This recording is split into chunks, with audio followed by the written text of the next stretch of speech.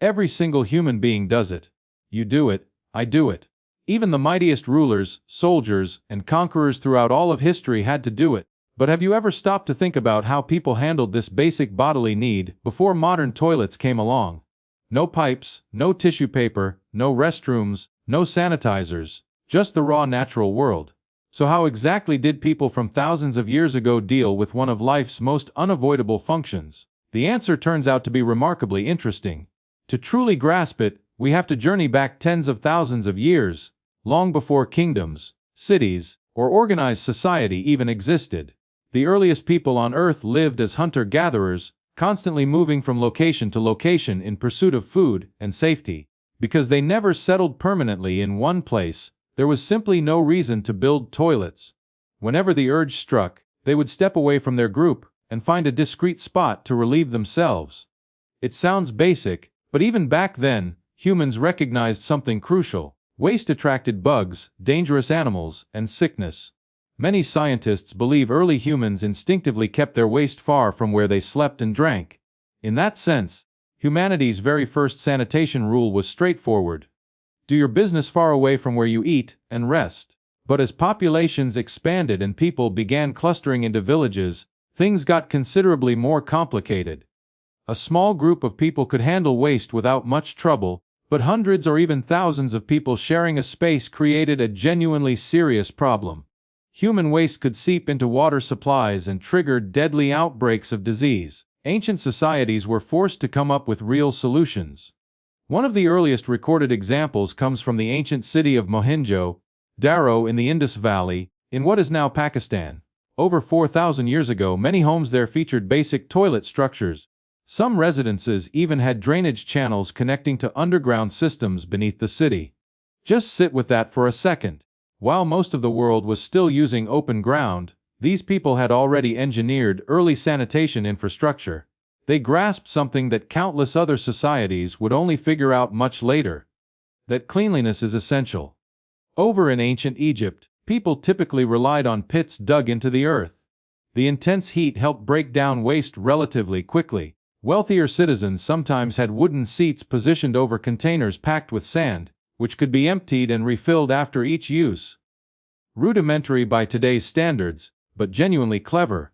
Then the Greeks entered the picture.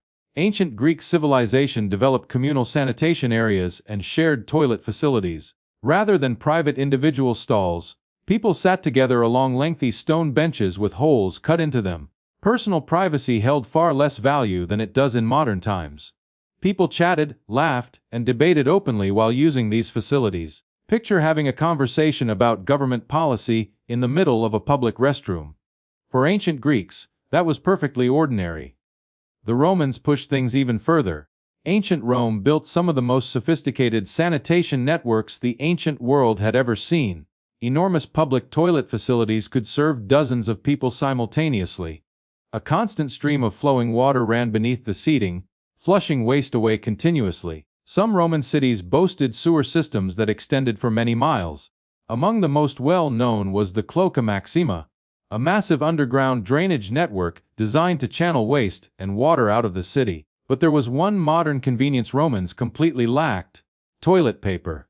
Instead, they typically used a sponge fixed to the end of a wooden stick. After use, the sponge was washed in water, often combined with vinegar or salt. By today's standards, that sounds deeply unpleasant, but for Romans it was simply routine. Interestingly, urine itself turned into a genuinely valuable commodity. Because it naturally contains ammonia, a powerful cleaning compound. Romans collected it for washing garments and even for certain manufacturing processes. Public urine collection grew so significant that authorities eventually began taxing it. Yes, people once paid government taxes tied directly to urine. History has a way of being truly bizarre. As the centuries rolled on and empires crumbled and new ones rose, sanitation conditions shifted dramatically. Across medieval Europe, waste management became a widespread crisis. People routinely dumped refuse into streets and waterways. Cities grew overcrowded and filthy. Foul odors were constant. Disease moved quickly through populations. Large-scale illness outbreaks were frequent occurrences. People of that era had little understanding of bacteria or germs, so sanitation rarely received the attention it needed. Castles had their own particular approaches. Many featured structures known as garderobes, essentially toilet chambers built directly into the walls. Waste would drop through vertical passages and accumulate at the bottom. Far from ideal, but still more thoughtful than many other options of the time. Across different cultures and time periods, people invented a wide variety of cleaning methods.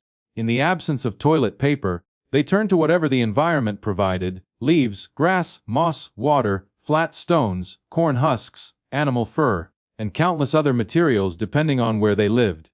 Modern toilet paper is a relatively recent invention.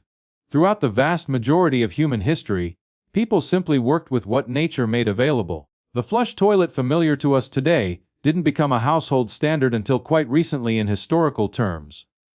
Though earlier versions existed for centuries, indoor plumbing only became genuinely widespread within the last few hundred years. Today, most people barely give toilets a second thought. Push a button, water rushes through, waste vanishes, simple. Yet behind that effortless moment lies thousands of years of human ingenuity and problem solving. From open clearings used by our nomadic ancestors, to carved stone slabs in ancient Greece, to the sprawling sewer networks of Rome, to the modern bathrooms found in homes across the globe today. The story of how humans handled bathroom needs is really the story of civilization itself. Because every time people came together in large numbers, they faced the exact same challenge: how do we remain clean, healthy, and protected? The answers they discovered reshaped entire cities and changed the course of human history.